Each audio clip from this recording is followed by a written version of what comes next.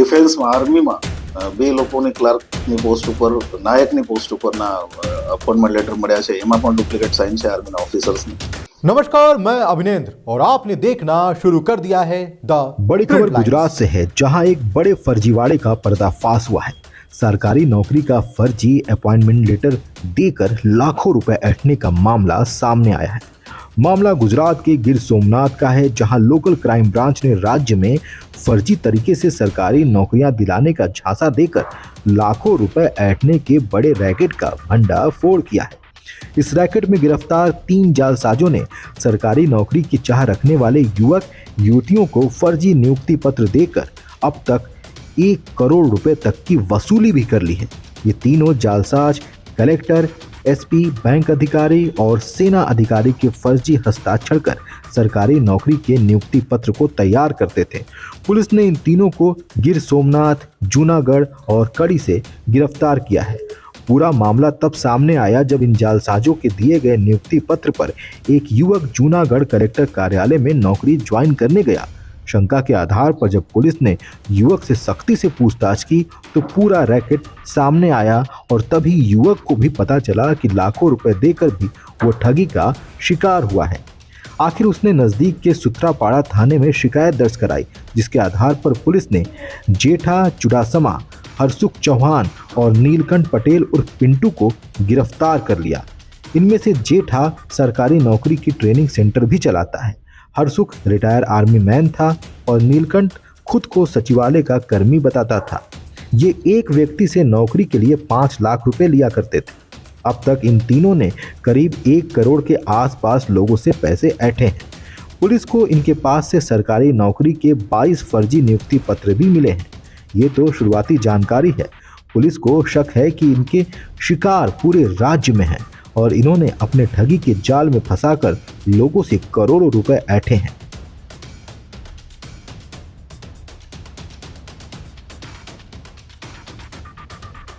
આખી જે એમો છે એ જે વ્યક્તિ સુભાષ ચુડાસમા જે અહીંયા એકેડેમી ચલાવે છે એ એકેડેમી ચલાવે છે ડિફેન્સ અને પોલીસના ભરતી માટેની મદદ લોકોને ટ્રેનિંગ આપે છે।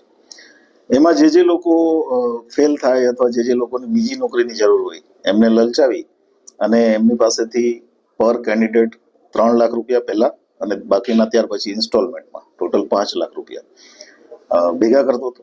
ત્યાર પછી એ જ રીતે આ જે ગીર સોમનાથમાં સુભાષ કરતો હતો એ જ રીતે ચૌહાણ કરીને જે આરોપી છે એક્સ સર્વિસમેન એ જુનાગઢમાં એવા 25 ઉમેદવારો એણે નક્કી કરેલા અને આ બધા જ ભેગા થઈ કડી ખાતે પિન્ટુ પટેલને મળી એની પાસેથી ડુપ્લિકેટ કોલ લેટર લઈ અને પૈસા અત્યાર સુધીમાં અમને 99 લાખ રૂપિયાનો હિસાબ મળ્યો છે। હજી આમાં વધારે વિક્ટીમ હોઈ શકે છે અને આગળની તપાસ હવે અમે આ બધાની રિમાન્ડ લઈ અને આગળ કરીશું। અમને જે લિસ્ટ મળ્યું છે એક 22 લોકોનું લિસ્ટ મળ્યું છે જુનાગઢ કલેક્ટર ઓફિસમાં બિન સચિવાલય ક્લાર્કનું અને ઓફિશિયલી એમાં જુનાગઢ કલેક્ટરની સાઇન પણ ડુપ્લિકેટ કરવામાં આવી છે। અમને બીજા મળ્યા છે એસબીઆઈમાં ક્લાર્કની પોસ્ટ ઉપર ના અપોઇન્ટમેન્ટ લેટર મળ્યા છે જેમાં ડુપ્લિકેટ સાઇન છે। ડિફેન્સમાં આર્મીમાં બે લોકોની ક્લાર્કની પોસ્ટ ઉપર નાયકની પોસ્ટ ઉપરના અપોઇન્ટમેન્ટ લેટર મળ્યા છે એમાં પણ ડુપ્લિકેટ સાઇન છે આર્મીના ઓફિસર્સની। એ સિવાય હજી અમે સર્ચિંગ કરી રહ્યા છીએ, ખાસ કરીને કડી પણ અમારે હજી ડિટેલમાં સર્ચિંગ કરવું પડશે, ટેકનિકલ એવિડન્સ સાથે આગળ વધીશું। અત્યારે અમે કહી શકીએ કે લગભગ 30 લોકોની આમાં વિક્ટીમ તરીકે આવી શકે છે।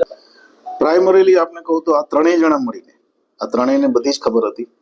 આમાંથી એક આરોપી જે છે સુભાષ ચુડાસમા એ ઓલરેડી આર્મીની જે ભરતી થઈ હતી જામનગર ત્યારે એણે ડુપ્લિકેટ એડમિટ કાર્ડ બનાવેલા અને એ એડમિટ કાર્ડના આધારે ડુપ્લિકેટ હોવાને કારણે ત્યાં એની સામે ગુનો પણ દાખલ થયેલો છે 467-68 આઈપીસીનો અને એને અરેસ્ટ કરવાનો જે તે સમયે આરોપી મળ્યો નથી એટલે અરેસ્ટ કરવાનો આયો બાકી છે।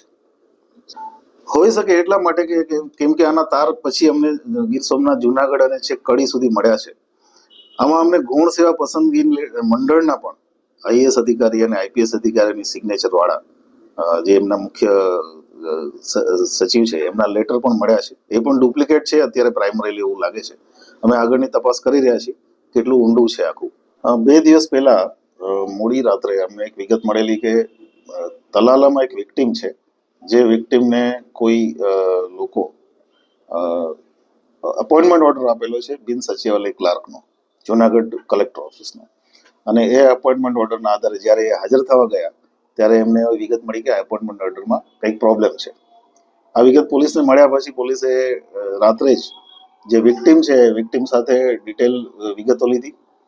ત્યાર પછી એણે જે નામ આપ્યું એ નામનો વ્યક્તિ ઘંટિયા પ્રાચીમાં સુભાષ ચુડાસમા કરીને, જે જ્યોતિબા ફૂલે એકેડેમી ત્યાં ચલાવે છે, ઘંટિયા પ્રાચીમાં રહે છે, એને પોલીસે જે તે સમયે રાઉન્ડ અપ કરી લીધો. એના ઘરનું, એના એકેડેમીનું બધી જગ્યાએથી સર્ચિંગ કર્યું. એની પાસેથી વિગત મળી જુનાગઢ જિલ્લાનો ચૌહાણ કરીને એક સર્વિસમેન છે, એ જુનાગઢમાં જ રહે છે ને જુનાગઢમાં જ એની ઓફિસ છે. એટલે તરત જ પોલીસની ટીમ ત્યાં રવાના કરી. ત્યાંથી પણ એમની ચૌહાણને અરેસ્ટ કર્યો અને ત્યાંથી એની ઓફિસ અને એના ઘરનું સર્ચિંગ કર્યું.